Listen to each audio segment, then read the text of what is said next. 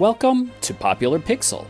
In this episode, we're going to take a look at the lag in the controller. Now that the retail version of the Polymega is essentially ready to go and we have the modules in hand, people have been requesting this as another video to revisit. So we're going to go ahead and start off with the wireless controller that comes with the Polymega. Now, this one's not going to come to much of a surprise when you're dealing with technology such as wireless technology that is going to introduce some additional lag as opposed to using a wired controller. And in this first test, you can see here that it was 2.1 frames of lag.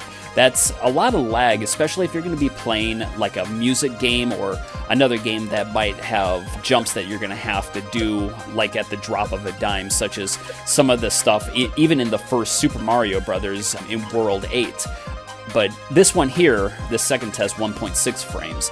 The several tests that I did ran from anywhere from about 1.5 on up to about 2.5. So it's about 2 frames that you're losing out here. So we're going to go ahead and try the USB controller. And in this case, I was actually using the Saturn USB controller.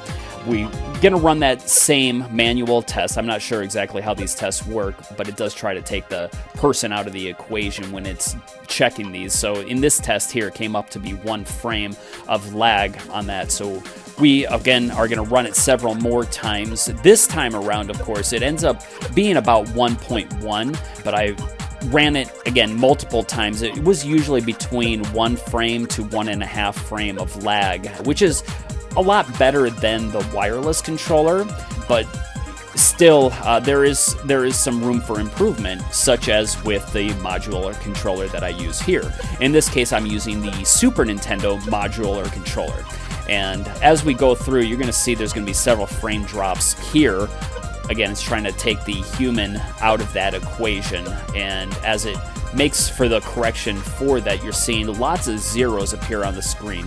So we got a couple of 1s, 1, 2, and a bunch of zeros. So that ended up being 0.5 frames of lag. So that's great. I mean, if you're going to be using a music game, again, you want something that's going to be short like that.